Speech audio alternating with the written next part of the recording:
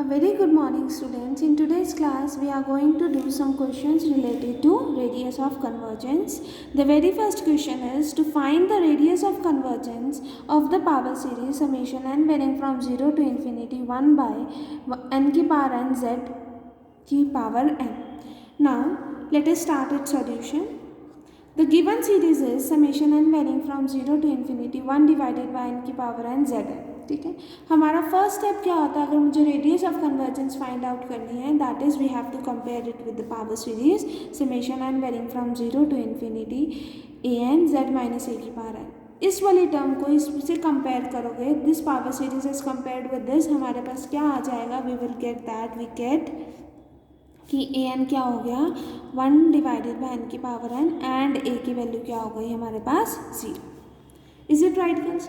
अब to find radius of convergence हमारे पास दो फॉर्मूलेज होते हैं, that are 1 by r is equals to limit of n approaches to infinity mod of a n की whole power n, या फिर 1 by r is equals to limit of n approaches to infinity mod of a n plus 1 divided by of a.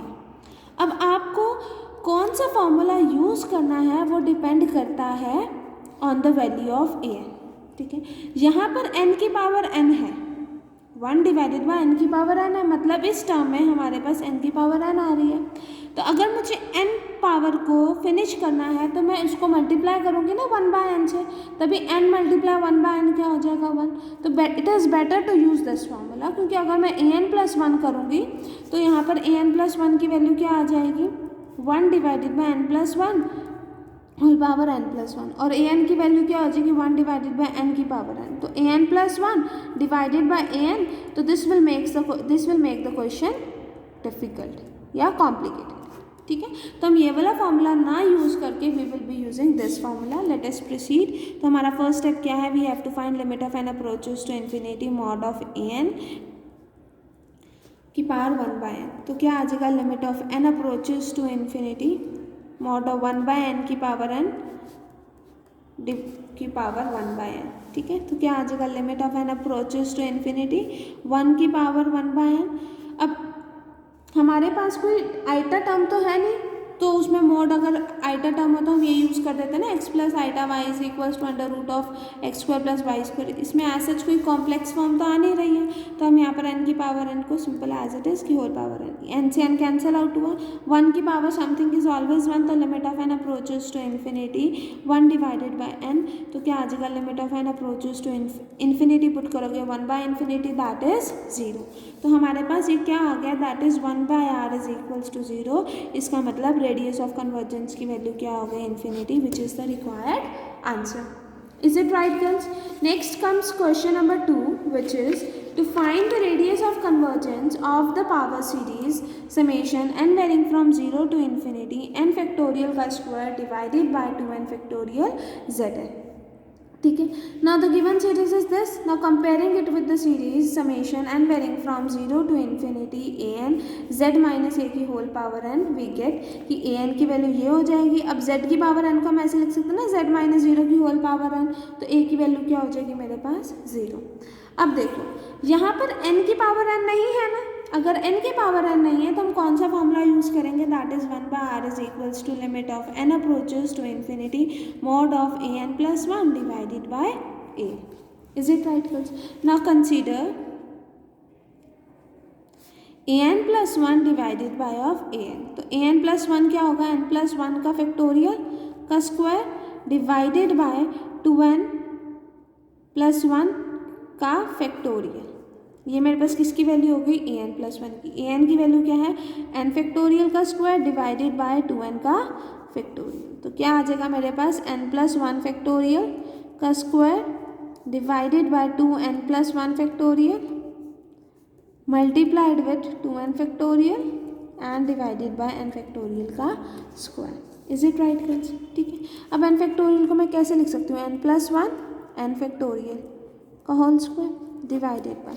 ठीक है, इसको मैं कैसे लिख सकती हूँ, 2n plus 2 factorial into 2n factorial divided by n factorial का स्क्वायर। तो यहाँ पर अब हमारे पास क्या आ जाएगा, that is n plus one factorial का स्क्वायर, एन फैक्टोरियल का square multiply two n factorial divided by n factorial का स्क्वायर। मुझे यहाँ पर टू एन फैक्टोरियल है तो मैं इसको क्या टर्म को सॉल्व करके क्या लिखूँगी, two n plus one and then two n factorial.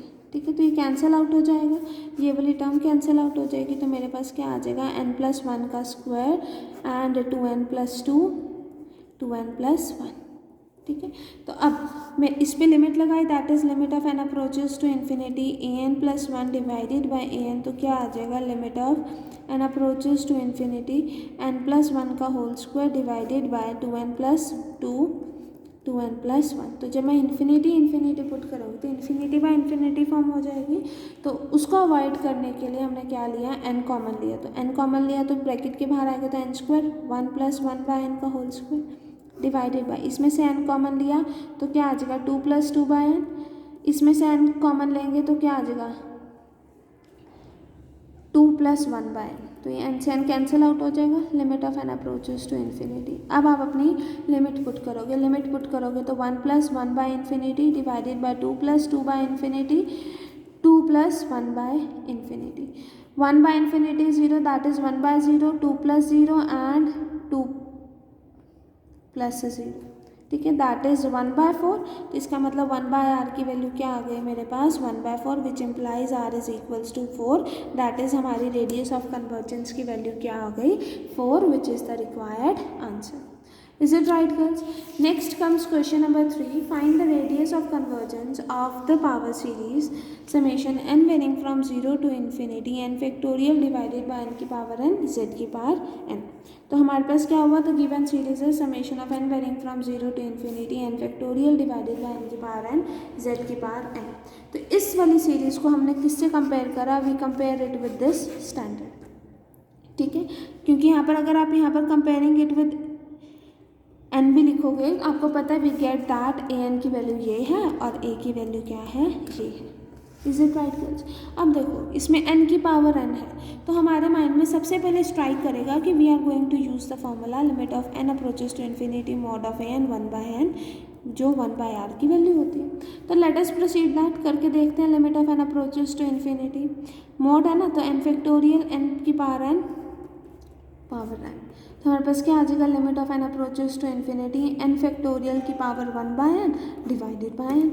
मतलब यहाँ पर एन की पावर वन बाय एन फिर आ गया, ठीक है ना, मतलब एन की पावर में एन आ गया और फैक्टोरियल में टर्म है उसकी पावर वन बाय एन आ रहा है, तो it will make the question complicated. मतलब इस फॉर्मूले से हमारे पास क्वेश्चन क्या हो जाएगा, complicated. Therefore we will be using the formula that is one by r is equals to limit of n approaches to infinity mod of a n plus one divided by of ए।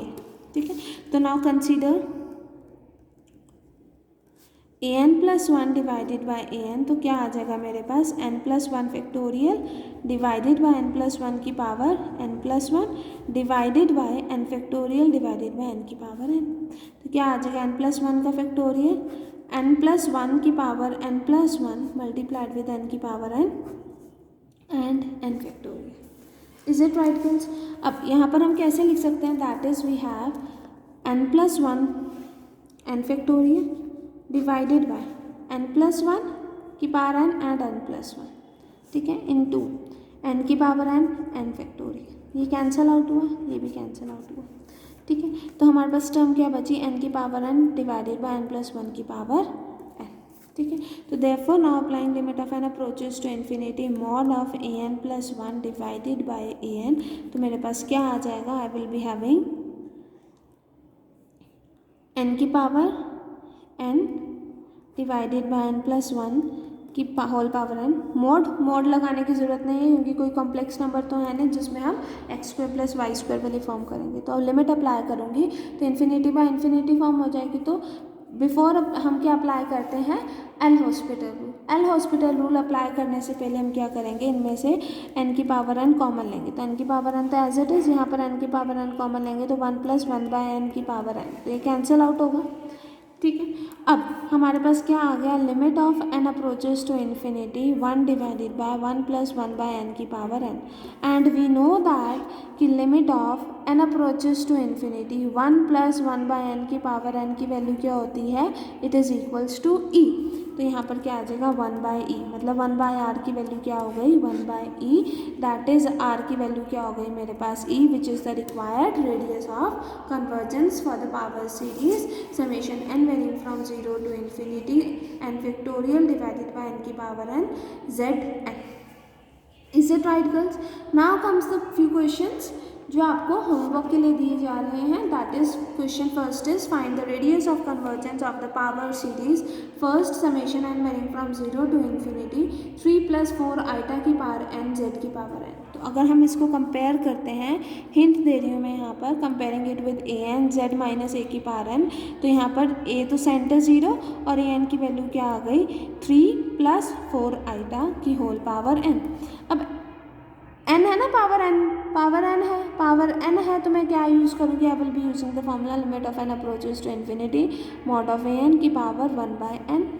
तो limit of n approaches to infinity mod of 3 + 4 iota की power n का 1/n। तो ये n से n cancel होता हो जाएगा, तो मॉड में क्या बचा 3 + 4 आइटा।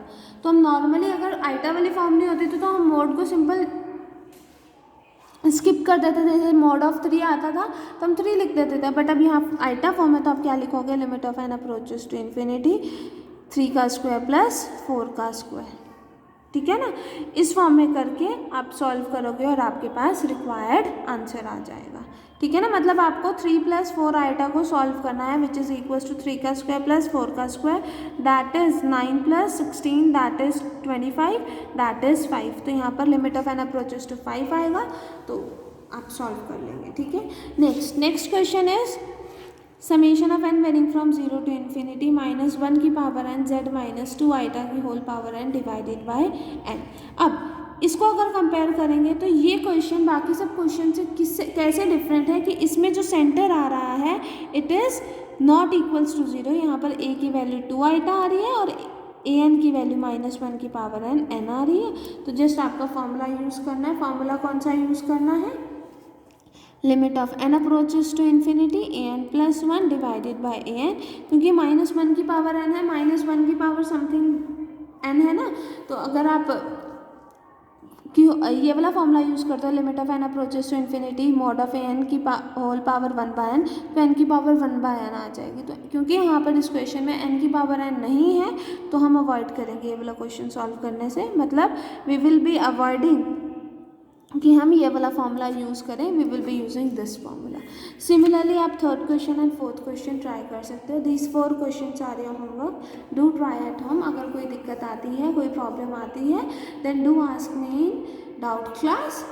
ठीक है, या फिर हम लाइव डाउट क्लास भी एवरी वीक करा करेंगे, उसमें भी पूछ सकते हैं। ठीक है क्लास, थैंक यू।